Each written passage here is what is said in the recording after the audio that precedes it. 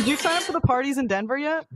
All right, welcome to episode 71 of DAO Talk. Yeah, this is what happens when the adults leave the room and you're left with the Zooms. Welcome to the Zoom episode of DAO Talk Weekly, episode 71. CSG, no, I have not signed up for the parties for DAO Talk because I've been doing my job. Sorry. I'm just kidding. I'm fucking with you. Welcome, everyone. So this week, Frisian is out doing important head of growth things for tally.xyz. If you're not familiar with tally.xyz, that is the company we work for. I don't know if you don't know what it is. I don't know how you, if you're a new listener, maybe you don't know. But welcome to DAO Talk Weekly, episode 71. This is your one-stop shop, everything DAOs. Bringing back the old intro. I'm Tommy. Who do we have here today? CSG, let our guest, or maybe our future co-host, number 4, introduce himself. I'm Caden. I'm Tally's new customer success manager. What's your background, Caden? What do you do? What gets you excited? What brings you to the DAO world? I climb rocks and I touch grass a lot, and that makes me think that I know what to tell crypto people what to do. That's honestly not a bad. Some people just don't even have a reason, but they tell people what to do. And you read smart contracts. Oh, I also read intelligent contracts. I do that too. Yep. Intelligent contracts, yeah. That's why my opinion is valuable. Caden is a new addition to the Tally team. He's been in like our little Zoom circle for a couple years on Twitter. If you follow me or Frisian, you've probably seen us tweet at Caden or have some conversations online with him. If you haven't had the pleasure of interacting with Caden, he is an absolute light. And we love him at Tally. He's been a great addition. If you have any issues with Tally, you're probably going to talk to him. So positive and negative of that is we don't like you having issues with the platform, but we have someone who is dedicating their working hours to helping you not have any problems anymore. So we're excited to have Caden on and get his perspective on things. He always brings interesting perspectives and helps me think in different ways, which I really appreciate. So we're glad you're here, not only at Tally, but on the old DAO Talk pod. So welcome. Thanks. CSG, how are you? How was jury duty this week? What's up? Jury duty was pretty good. I, got in there and I had a bad attitude from the start to the finish. And then I went home. So it was all good. Got freed in the first round, obviously. And they had like a boomer joke in there. Did I tell you guys this? They were like, he's like, okay, you can go as long as you know who the artist is for the song London Calling. Because my excuse was I live in London. I don't live here. And I was like, I've never heard that fucking song in my life. I have no idea what that is. Taylor Swift has a song coming out about London on her next album. So I don't know. Anyway. Him, the judge, and all the boomers are like, oh, how do you not know that it's The Clash? And I'm like, never heard of them in my life. Anyway. Damn, dude. Wow. Street freedom. Well, I feel like we have I'm going to like second guess my words, but an older audience who listens to the pod. So if you want to turn off this episode, that's fine. We get it. It's going to be a Zoomer episode. If you know who the Clash are, you can leave now. It'll be okay. Do you guys know who the Clash are? Yeah, I know who the Clash is. Oh, wow. That's only because I have to taste. Yeah, okay. Exactly. I second that, Caden. You're not better than me because you don't listen to One Direction, but I've been saying that for 10 years. I didn't say I don't listen to One Direction. All right. Let me steer this ship back on track. All right. Another little Tally update, and then I swear that'll be the last we say about it. I tweeted this morning some of the not promotional materials, but like the merch. Sounds so corporate. Promotional materials. Some of the merch we're going to have at the ETH Denver event at our Tally booth came in. We got some sweet matchboxes. I know a lot of the inspiration for this was I have some friends who collect matchboxes, which I really like. So we designed a really sick like commemorative matchbox where you can actually like have fully functioning matches and have a little memorabilia from Tally. We're gonna have a bunch of stickers, shirts, hats, coffee, etc. On that note, we're going to be having a on-chain trivia game that you can come by the booth and play. You answer the 5 questions right, you win the top prize. You answer like 3 of them right, you get the medium prize. And just by participating, you'll get some Tally stuff as well. So really looking forward to see you guys in Denver in 2 weeks. I think 2 weeks from today will be in Denver, which is pretty awesome. So looking forward to it. It's going to be great. But let's move right along. Some big updates from the Arbitrum ecosystem this week. One, the long-term incentives pilot program has reached quorum. The voting period for this hasn't ended. It'll end, I believe, on Saturday at around 10:36 p.m. Eastern. But yeah, 111.76 million votes for, only about 3 million again. So this is going to pass. For those unfamiliar with it, this is kind of a response to the short-term incentives program. Arbitrum, it's a grants program for the Arbitrum ecosystem. We were recipients of STIPP, which was the short-term incentives program. This is the long-term incentives pilot program. A little bit of a difference. If you want to read into the abstract and get a little bit more detail and context into what exactly it aims to achieve, go check out the link to the tally proposal. It's pretty in-depth. Frisian wrote it. We talked about that last week. But long story short, it'll transfer 45.74 million ARB. The first time we talked about that was worth about 80 million US dollars. Today it's worth around 96. So constantly fluctuating, but a lot of money being transferred from the Arbitrum treasury to the ecosystem. So we're really excited to see how that plays out. CHG, maybe... So you're kind of our STIPP lead for Tally. Like I said, we received a grant from Arbitrum to distribute funds to the ecosystem, DAOs on Arbitrum. CHG, what are you seeing from your experience, like trying to distribute the funds? Is there not enough people? Or are you having trouble distributing it? Is it going really well? What is the response you've seen like on the ground? Because I think a lot of times we talk about these proposals on a very high level, but we never talk about, like what's the actual impact it's having and what it looks like in the community, or maybe for someone who's listening and wants to get involved in a way other than just, being active on Tally and being a delegate and, actually receiving these funds. Yeah, a lot of this has to do with like communication gaps. That's why it's so important that there's outlets like DAO Talk to communicate directly with people that could do really good things with STIPP funds, among other things. But yeah, with our STIPP, we originally had about like 10 to 20 DAOs in mind. Some we were less confident that they were going to launch, or they were going to launch on time. And that number has gone down over time. So it's a little bit stressful because we're looking for like really valuable DAOs where our STIPP will make a big impact with them. And we found a few, Open Dollar being one, Content Guild being one. There's a few others that I probably shouldn't announce yet, but are on the rise. But this communication gap is super important because we're like looking for legit DAOs. Where often in crypto, one thing that I always say with people is that like inbound requests are going to be a lot less legit than outbound. Whereas in my friends who are like sales engineers and in regular like Web 2, they're like the people they find inbound are usually a lot more valuable than people that are outbound. But in our case, in a lot of crypto projects, it's actually the opposite. So we're like really looking for legit places that will do cool things with the STIPP. Some of these we've heard. Some of those STIPP things, like a lot of the DeFi protocols, are doing like liquidity incentives.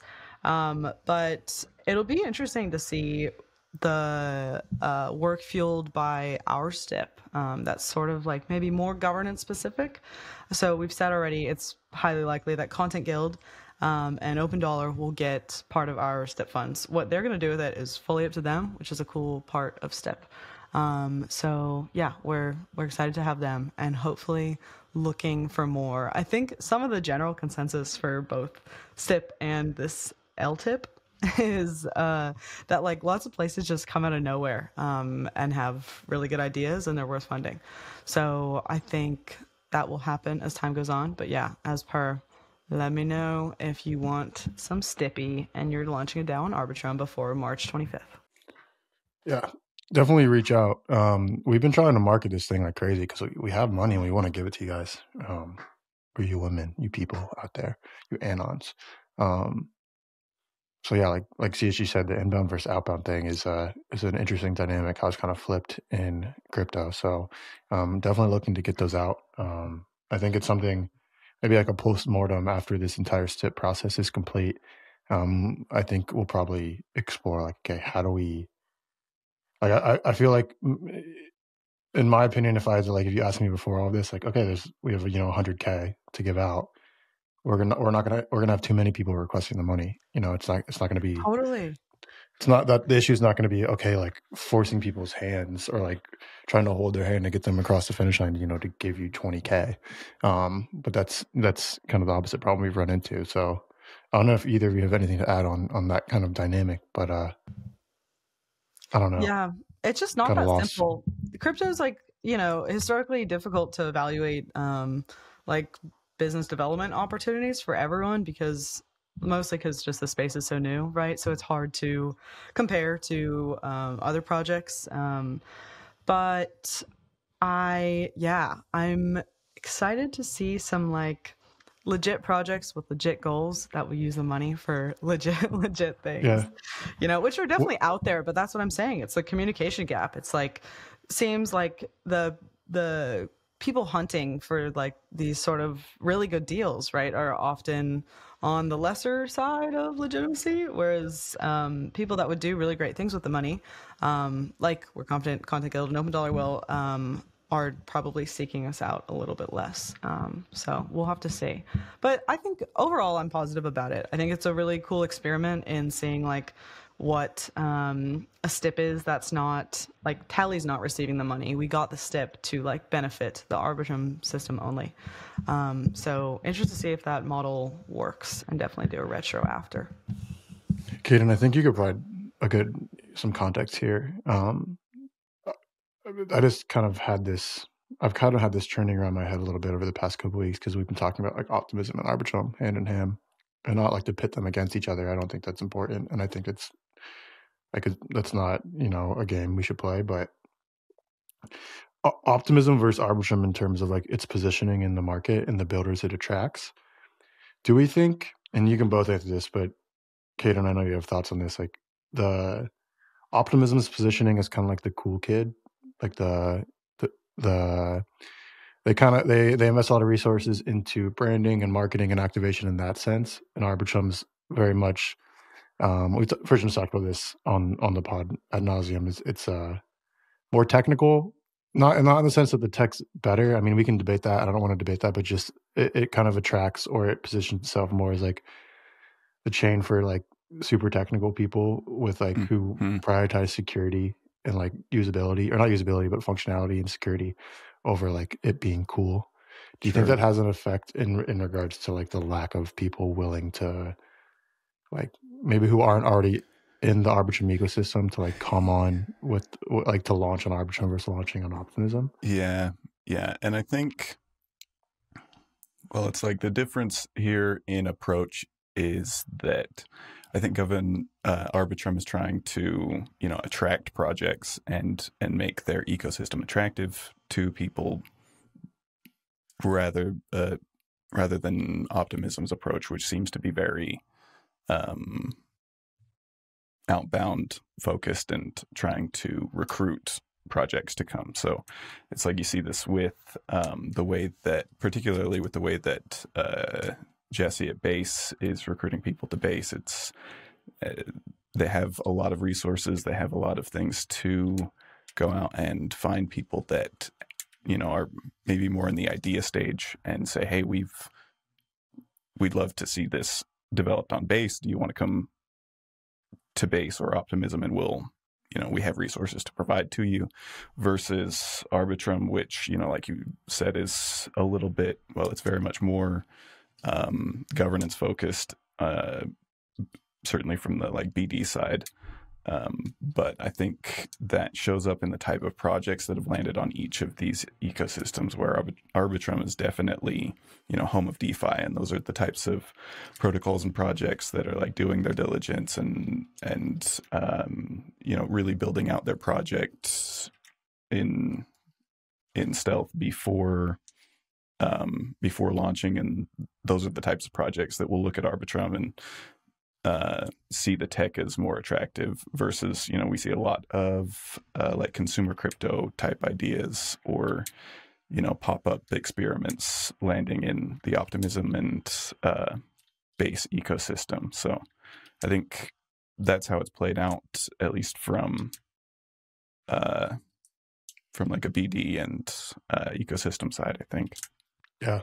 And I don't like to kind of package that. I don't think, not what you said specifically, but just this conversation in general, I don't think one is better than the other. I just think it's different playbooks, right? It's different approaches to different goals. So it's definitely interesting to see, and we'll talk about it probably more throughout the year, because I feel like a lot of like awesome shit's about to come from Arbitrum. Some stuff we know that we can't talk about, but also some stuff that's already public. But like maybe because it was top of mind, and I just recorded an episode with Reza from High, which we'll talk about High in a second. We were talking about High's visual identity and how, and I've been thinking about writing a piece on it, just in regards to like visual identity for DAOs. And investing resources into that. Like Optimism is, like we said, has done that a lot. But I think regardless of what, like whether you are an Arbitrum or an Optimism, whether you are like more focused on like the crypto ideals versus like the crypto culture, the consumer side of things, I feel like you mentioned Base. Base is kind of like perfectly in the middle, in my opinion. I think there's some strings to pull on there in regards to like visual identity case studies, what works, what moves things across the needle, or what moves the needle, what moves things across the finish line in regards to like attracting builders, attracting users, and whatnot. So yeah, I don't really have like a polished like thought or like moral to the story there. I just think it's interesting to kind of do some case studies around that and kind of think about that in that way in regards to like, okay, why is there trouble with STIP? Not that there's trouble with STIP, but why is, like, we're going to give the money out, but like, why are there 5 recipients of the funds for our, is it because it's our specific niche? Is like our DAOs and Arbitrum just like not as popular as they are on other chains? That may be a thing. And I think we should also like look at other STIP recipients and what they did, because some of them went directly to protocols, are going to use the funds for themselves. We have an extra step of like having to go find people or attract people who want the money. So definitely interesting. On that note, Arbitrum has another live proposal this week, which is very technical, and we're missing our resident Arbitrum delegate Frisian to talk about it. So I'm just going to briefly go over it. AIP Arb OS 20 in parentheses. It's called Atlas. Arbitrum support for, I think it's Denkun or Denkun, and batch poster improvements. Very technical. I'm not even going to try to explain it from like what it's actually doing. I don't know if Caden, if you have overview on this, take a pass at it. Yeah. Well, I mean, this is basically, Ethereum just launched proto-dank sharding, basically, which, again, super technical. If you understand what blob space is, then you don't need me to tell you what's going on. But this, the idea behind that is increasing efficiency and communication between layer 1 and layer 2. So this is just the layer 2 side of building support for that. In a nutshell. Yeah, we'll link that in the notes as well. It's, if you're watching, you can see something I do appreciate. I feel like someone we were not shitting on Arbitrum just then. I tried to make that very clear. I'm going to say it again. But something I really appreciate about Arbitrum proposals is how in depth they are. Like the app, like sometimes you look at some of these proposals, like I'm scrolling, I just did 5 big swipes with my keypad and I got to the bottom of the the proposal description. So definitely go check that out if you're interested in diving a little bit deeper into the technical side of things. But appreciate that from Arbitrum. And also, we're always posting updates on our Twitter as well if you want to go check us out at TallyXYZ. Tweet from Aaron from Uniswap Foundation, friend of the show. We actually have, I don't think we've had him on DAO Talk. We need to get him on DAO Talk. But he was messing around with Tally API. Shout out Tally API. Reminder, we have 5 $500 bounties right now for a frame integration on Farcaster with the Tally API. Free money. Go check that out. But he was messing around with the Tally API, trying to get the rust off just to figure out how to use it and then where it works for the Uniswap Foundation. Came across some statistics. There are currently 190 million uni delegated total. The top 30 delegates have 143 million of that 190 million uni tokens delegated. Of those 30, the average account has voted 2.5 times out of the last 10 votes, and 14 have not voted once. It's kind of sad. I keep going back to the word sad, but I mean, it is sad. this goes back to the debate or discussion we've been having, I feel like, since the beginning of DAO Talk. And we've done plenty of activations and panels and discussions on like how to, or initiatives on how to increase delegation. But this goes even farther into the root of the problem of it, which is, okay, once you delegate, this delegation performance is pretty poor. And I would consider Uni one of the larger, more active DAOs. What do you guys think about this? Is there anything you guys have been thinking about recently on delegation and like getting people to be involved? I was talking with Reza about like, do young people not care about this? And he was saying like, well, actually, like with High, like people have become very involved with it. And it goes back to the visual identity side of things. Like what exactly moves the needle? I'd love to hear your guys' takes on any of this if you have any. I know it's like the golden question, but I'm not asking you to solve any, rocket science here, but interested in y'all's takes. Caden, I haven't really talked to you about this and we haven't had you on the pod, so I'd love to hear just how you're thinking about delegation and how we're thinking about, getting people to use the tech more. Yeah. I mean, this is the age-old question we've had with on-chain governance, right? Is like, how do we increase voter participation? And, delegation was one step towards that. It used to be that all of these delegated votes would just be sitting inactive and idle. But now, it's the same problem up the stack here where now delegates are the inactive ones. So for a while, we thought that was about gas costs. We thought it was about, communication channels. We've been steadily making improvements on all of these fronts, but that's, there's still more work to be done there. And this is a problem that we have in all sorts of governance systems generally, is just how do we increase the quality of the output there? There's all sorts of approaches that we could talk about all day, but I think another thing to highlight here is like Uni is it's a very large and by token value valuable DAO. And I think there are probably a lot of holders that have either conflicted interest or constraints around whether they can vote or not, or whether they're allowed to vote on that type of thing.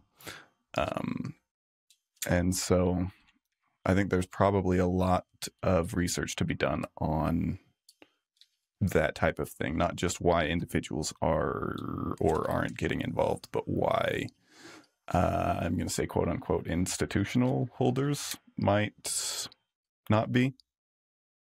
That's what I've been thinking about in regards to this.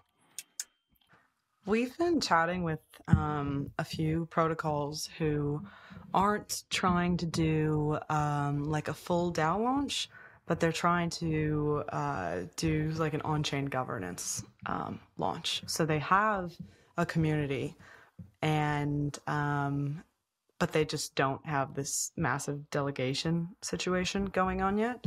So we were sharing our Tally's experience, right, where we did delegation week, and we saw some delegations and redelegations, but not as much as we thought it would impact. So we found it's just like really difficult to get people to delegate, and that's not even getting delegates to like act, So it's the whole subject matter is very difficult. But I know Uniswap, I've been on a few of their community calls. They're doing a lot for delegates to get them to activate, I guess. They're doing like a delegate training session during Denver. I think they're like flying delegates out somewhere, or like having a conference somewhere. I don't know. But yeah, it's important to get people excited. That's the other thing. Within this same conversation, again, like there's no golden answer, but at some point you have empathy for some of these people, having a ton of power and a lot of responsibility, and then not getting paid for it can definitely make you hesitant to do what you're meant to do. So yeah, I think I've been saying this for ages now, which I wish that was proof I was right, but maybe it's more proof I'm wrong. But I've been saying like delegate compensation is the next thing for years. So maybe that'll finally come to fruition. I just, yeah, I'm feel very strongly that work should not go unpaid, and I think delegates are, it's, you can't even argue that it's not a lot of work. So hopefully that's where the tide is turning, especially with Aaron, like Big Dog and Uniswap calling that out. Seems like sort of a natural response. Yeah, it's something everyone's talking about. It's kind of like it's the thing that's always there underlying Yeah, it's the like an conversation elephant of it in the all. room. People are always talking about it, but no one's acting on it, you know? Yeah, I mean, I think just the fact that DAOs exist in and of itself is is like is proof that it is being talked about. Because I feel like, I mean, Katie mentioned it earlier, like it's not a problem specific to DAOs. It's this problem specific to governance and like people having like like feeling, what's the word, like having agency to like, or feeling like they have agency. I think it's like a disenfranchisement problem, whether it's like real or not. It doesn't really matter if it's real or not. If someone feels that way, they're not going to act.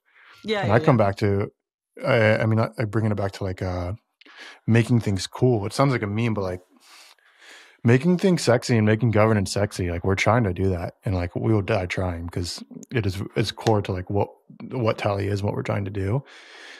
And like you mentioned Unlonely in the beginning, but I think something like that where you're live streaming votes or like making governance an event, like where, okay, like you have this set day, we're going to have like a forum that's live, and at the end of the forum, we're all going to vote on it, right? You're like things like that where sexy maybe isn't, that is like objectively that's not sexy, but it's sexier than like having a 14-day voting period, and it's like hoping people delegate and like trying to have notifications and messages where people can message their delegates. But I think that's kind of putting a band-aid on the issue, and I think the issue itself can be solved by like activating the community, making it cool, making it an event, using some of the cool consumer crypto tech, and integrating that into the governance process, I think is a step in the right direction. So we talk about delegation a ton, but I'll just, wrap that up by saying like everyone's talking about it. It is the elephant in the room. It is an issue. And we're constantly thinking about it and trying to make it better. So on to the next thing. Hi, mentioned it earlier. Hi launched their DAO, Hi DAO, which is a fork of Rai. We just released an episode with one of the founders of Hi, Reza, who's been on DAO Talk before. We've talked about him before, but if you're listening to this on Friday release day or the weekend, wherever you are, hello, go check out that episode with Reza. He dives deep into what Hi is, where it differentiates from Rai. And we talk about the branding, because the branding is absolutely amazing. They have some like DMT elves as their main branding, which he was worried that they were scary, but I think it's pretty awesome. But they have their airdrop, which is live right now. So go check if you are eligible for that. It's non-transferable. So if you think you got like a quick $1,000, sorry, you're gonna have to actually participate in governance for a little bit before you can sell it, because it's non-transferable. But go check that out. The first 2 proposals are live on Tally. They partnered with us for their DAO launch, so we're going to give them a shout and go check out that episode. And then we're going to wrap this thing up with a little bit of a discussion on governance that we just talked about, and like how it affects not just DAOs, but governance as a whole in the United States. If you're not a United States listener, unfortunately, there is a president. I don't mean that because I'm anti-democracy. I just mean like it is always a shit show when there's a presidential election. But the presidential election is happening soon. This is a tweet from OSPN, which OSPN. I don't know how they pronounce it, but it's a relatively new account on Twitter. But they're doing some things for delegation and making governance sexy, like I was talking about. They tweeted the U.S. presidential election will be happening soon. Imagine if we could vote on chain, removing the need for paper ballots. DAOs vote on chain through Tally, and we can create NFTs representing I voted stickers through Rarible and provide attestations as well. Something Denison's been talking about this past couple of weeks. He's trying to do USADAO with some integrations with Base and doing some attestations there, and like actually putting this idea into action. Obviously, you're going to run into some institutional issues with the actual U.S. government, but I think Spruce which is a company based out in California, got a contract with like the California DMV to do some attestation stuff. So there are some inroads, and like I think there's a big opportunity for this to like happen. But I think a lot of it's going to have to happen in the sense of like we're going to build it with no intention of like actually getting funded or getting approved, and kind of like showing like the people we want to like change, the U.S. government, obviously in this case, that like, hey, this is possible and this is better. It's not just theoretical, and it's not like this shitty crypto casinification of governance. Caden, I know you want to talk a little bit about socialware and how this kind of like expands into socialware. So I'd love to hear like, we can take this in so many different directions, but love to hear your thoughts. So we'll see where it goes.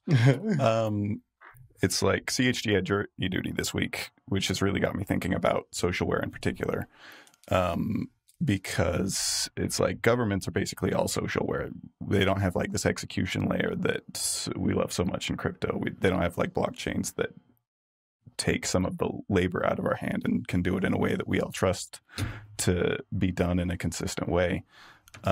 And, you know, vote tabulation is something that we could hand off to a blockchain. That's something, you know, that's what Tally is doing right now. That's what on-chain governance is all about. But there are so many aspects of the process that just don't slot into blockchain use cases at all. There's a whole lot of processes that are just social, and largely governance, I think, is just a social process. I think voting itself is one of the maybe least important aspects of it. It's awesome and convenient that now we have this execution layer, but it's like I think part of the issue here is that like we have all of these systems that in crypto we're excited about that are just the technology. And I think we have been building as much as we can on the technology layer because it's new and exciting to us. But things like, you know, temperature checking and like proposal creation and drafting and revision and, you know, delegate communication, which is something that's come up for us this week where, you know, people are delegating, but then they want to be in communication with their representative, but there's just no good system for communication there. But that doesn't really happen in, you know, socialware based systems like government. That would be out of the question to not be able to reach your representative. And those kinds of things just in a socialware system, they just precede each other and they just kind of happen naturally. We get temperature checking and proposal creation and drafting and legislation and that type of process kind of pretty naturally. But I think in crypto, we've been starting at the end of the process where it's at the execution layer, and we've been working backwards. And, you know, kind of addressing these issues as they come up in the form of friction and pain points and that type of thing. And, you know, maybe it's okay that we're reinventing the wheel and working backwards so that we don't end up with like the exact same system that, you know, we love to rant and rave about in, you know, the U.S. government and things like that. But I think there's a whole lot of valuable lessons that have already been learned that either we're willingly looking past or just unknowingly not transferring into our new systems. So it's like hot take. I think politics are good and politicians are valuable. But certainly we haven't reached a perfect system. Humankind's been doing governance for thousands of years and it's not perfect. But I think we talk all the time about speed running governance and coordination mechanisms in crypto. And, you know, either we're going to catch up to the rest of the world that is, you know, actively doing governance in the form of government, or we're gonna fork and head in a different direction. But yeah, that's kind of my rant, is just that like there are a lot of lessons that have already been learned, and maybe we don't need to reinvent the wheel. Maybe it's valuable, maybe it's not. Maybe someone should not waffle about their opinion on whether it's valuable or not, and we can get somewhere. But that's what I've been thinking about this week, particularly around like delegate communication, and something that just seems so basic as part of a governance system that we still haven't built functional support for. So yeah, a lot of work to do. But I say that because, and I mean it, I mean in a mean way. I'm just thinking like, what's stopping? I'm thinking more from Tally. Like Coinbase is doing amazing work, like lobbying and whatnot. Like what's stopping, us and other governance initiatives from being just as powerful? Obviously, like the financial resources, but I think it's just like thinking bigger. Something I've been talking about for the past couple of months internally, and I've kind of filtered it through DAO Talk, is like the only limit to like what we're able to accomplish is like the limits we set in our mind. It sounds so inspirational and beautiful for someone here to be like roasting me for it, but I mean it literally. Like it's just like believing we can make that change and building it. And if we can't, like, okay, fuck it, we didn't. But like we got to think bigger. So yeah, I think there's a lot of like these big complex problems that we're kind of afraid to address because we think if we head down a road, we can't come back from it. And I think especially with these big DAOs where, governance is a vote of people, there are just so many people that are afraid of any road that we could go down. And so we probably need a lot more, smaller and medium DAOs to do governance experiments, and then organizations that are willing to take those ideas and move them up the chain to larger DAOs and set better examples. But we need more experiments. Absolutely. All right. That was well said. Let's wrap it up with the meme of the week, because this is a longer episode. If you're still with us, we love you. All right. Meme of the week from CHG. CHG, you want to explain this meme? Yes. Let me explain this meme. Oh, yeah. People can't see it. Okay. Right. I'm just going to read it out. Some people can see it. Some people can see it. It'll be linked. Okay. Well, here we go. The comment on the meme is Honest Dev, and it's a screenshot of a Telegram where the respondent says, "I am no scammer. I did not rug project. I just fucked with marketing funds. You want to know the truth? Since trending slot was in 2 hours, my plan was to use marketing funds to get more funds. So I aped in a shitcoin to try to get more funds and lost it all. That's the truth. I wish you guys luck, and hopefully you guys can push it back up for me." Which, as I just stated, fucked with marketing funds. You gotta respect the honesty. And you know what? So I aped in a shitcoin to try to get more funds, and I lost it all is extremely relatable. So spending the marketing funds on it or not, honesty is a virtue. Yeah. It's just nice that they didn't die during the mint. There we go. Yeah. No, they're not a Positive scammer. outlook. They're not rugging. They were just fucking with the marketing funds. Like, They just made poor decisions. All right. And I respect that. He thought it was going to go up. Here's the matchbox that we designed that will be out for everyone to use. And yes, it's fully functioning with matches. This is me. Just try not to burn my house down. Wow. Yeah, fire. Whoa. Lighting fire on the pod. That has more utility than... Don't do it. Said nothing. He said nothing. We didn't have to edit that at all. That has utility. Invest great. in matchbooks now. It smells great. But yeah, we'll be at ETH Denver if we haven't already shoved it down your throat. But we're looking forward to seeing you there. Check out that episode with Reza from High. That is out already. DAO Talk interview. I think it's like number 46. Check that one out. Subscribe to the Tally newsletter as always. And join. I think it's like we're at like 4,000 subscribers. So it is truly, I think I can say with confidence, the number one like DAO newsletter in the space. Go check that out. Follow us on Twitter. Reach out if you need anything. We'll see you in Denver. Peace. Peace.